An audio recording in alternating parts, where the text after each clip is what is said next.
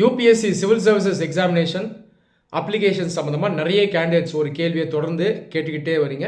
அது என்னன்னு பார்த்தோம்னா, எங்களுடைய பெயர் நேம் எங்களுடைய ஆதார் கார்டில் ஒரு ஃபார்மேட்டில் இருக்குது. ஆனால் எங்களுடைய 10th ஸ்டாண்டர்ட் ஸ்கூல் சர்டிஃபிகேட்டில் வேறு ஒரு ஃபார்மேட்டில் இருக்குது. அதாவது ரெண்டுக்கும் நடுவில் மிஸ்மேட்ச் இருக்குது, முரண் இருக்குது. நாங்கள் எப்படி எங்களுடைய ஆதார் கார்டில் இருக்கிற மாதிரியே எங்களுடைய ஸ்கூல் சர்டிஃபிகேட்டில் எங்களுடைய பெயரை மாற்றுறது? இந்த கேள்வியை தொடர்ந்து நிறைய பேர் கேட்குறீங்க. இந்த கேள்வியே ஏன் வருது அப்படின்னா, நிறைய கேண்டிடேட்ஸ் கிட்டத்தட்ட 95% யூபிஎஸ்சியினுடைய நோட்டிஃபிகேஷனை எடுத்து படிக்கிறது கிடையாது. அன்ஃபார்ச்சுனேட்டாக இதுதான் உண்மை. யூபிஎஸ்சி ஒரு கான்ஸ்டியூஷனல் பாடி. அந்த கான்ஸ்டியூஷனல் பாடி தன்னுடைய வெப்சைட்டில் யூபிஎஸ்சி எக்ஸாம் சம்மந்தமான டீட்டெயில்ஸ் எல்லாத்தையும் கிளியராக கொடுப்பாங்க. அது இல்லாமல் அந்த எக்ஸாமினேஷனுடைய நோட்டிஃபிகேஷன்லேயும் முக்கியமான டீட்டெயில்ஸ் எல்லாமும் கொடுக்கப்பட்டிருக்கு.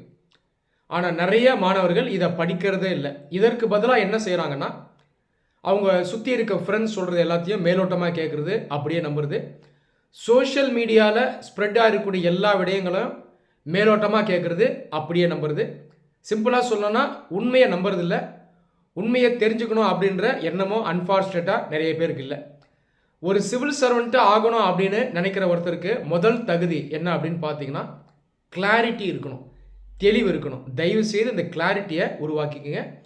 யூபிஎஸ்சியினுடைய நோட்டிஃபிகேஷனை தயவு செய்து எடுத்து படிங்க. எல்லா முக்கியமான டீட்டெயில்ஸும் அதில் கொடுக்கப்பட்டிருக்கு. இந்த கேள்விக்கான பதிலும் அதில் கொடுக்கப்பட்டிருக்கு. இந்த கேள்விக்கான பதிலை நான் இப்போ சொல்கிறேன். நம்முடைய அஃபிஷியல் நேம் இருக்கு இல்லையா, இந்த அஃபிஷியல் நேமை யூபிஎஸ்சி எதை வச்சு கன்சிடர் பண்ணுவாங்கன்னா, நம்மளுடைய 10th ஸ்டாண்டர்ட் ஸ்கூல் சர்டிஃபிகேட்டை வச்சு தான் அவங்க அதை கன்சிடர் பண்ணுவாங்க. அந்த நேமை தான் அஃபிஷியல் நேமாக எடுத்துப்பாங்க. உதாரணத்துக்கு உங்களுடைய பெயர், அதனுடைய ஆக்சுவல் ஃபார்மேட் ராஜ்குமார் டி அப்படின்னு வச்சுப்போமே. உதாரணத்துக்கு ராஜ்குமார் ஸ்பேஸ் டி, இந்த பேரை தான் யூபிஎஸ்சி எடுத்துக்கும். நாளைக்கு நீங்கள் செலக்ட் ஆகி ஒரு ஐபிஎஸ் ஆஃபீஸர் ஆகிறீங்கன்னா ராஜ்குமார் ஸ்பேஸ் டி, இதுதான் உங்களுடைய அஃபிஷியல் நேமாக உங்கள் வாழ்நாள் முழுவதும் இருக்கும். அப்போ பேரை நீங்கள் எதை வச்சு டிட்டர்மைன் பண்ணணும்னா, உங்களுடைய 10th ஸ்டாண்டர்ட் ஸ்கூல் சர்டிஃபிகேட்டை வச்சு தான் டிட்டர்மைன் பண்ணணும். புரியுதா? இப்போ நான் ஆதாருக்கு வரேன். ஆதார் அப்படிங்கிறது ஒரு ஐடி, சரியா? இது ஆக்சுவலாக ஒரு ப்ரூஃப் ஆஃப் சிட்டிசன்ஷிப் கூட கிடையாது. அப்போது உங்களுடைய ஸ்கூல் சர்டிஃபிகேட்டில் இருக்கிற அந்த நேம் ஃபார்மேட்டு தான் ஆதாரில் இருக்கணும்.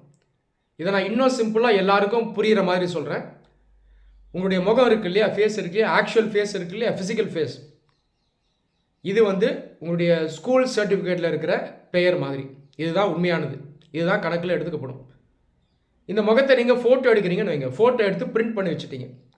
ஆனால் அந்த ஃபோட்டோவில் 2 கீரல் விழுந்துருச்சு, இந்த முகப்பகுதியில் விழுந்துருன்னு வச்சுப்போமே. ஃபோட்டோவை பார்க்குறீங்க, கீரல் இருக்குங்க. இப்போ நீங்கள் எதை மாற்றிப்பீங்க? ஃபோட்டோவை மாற்றுவீங்களா இல்லை உங்களுடைய முகத்தை மாற்றுவீங்களா? ஃபோட்டோவில் கீரல் இருக்குது, அதனால் என்னுடைய ஒரிஜினல் முகத்தில் பிளேட் எடுத்து 2 கீரல் போட்டுக்கிறேன்னு சொல்லுவீங்களா? இல்லை சொல்ல மாட்டீங்களா? இதே மாதிரி தான் Aadhaar card versus school certificate. School சர்டிஃபிகேட்டில் இருக்கிற பெயர் தான் கணக்கில் எடுக்கப்படும். ஒருவேளை ஆதாரில் வேறு ஃபார்மேட்டில் இல்லைன்னா நீங்கள் என்ன பண்ணணும்?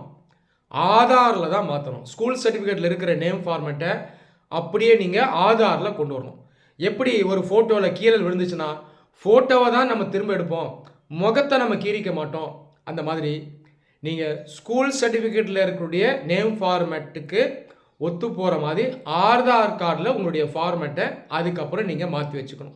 இது வரைக்கும் நீங்கள் அதை செய்யலை அப்படின்னா தயவுசெய்து இப்போ அதை செஞ்சுருங்க. நன்றி.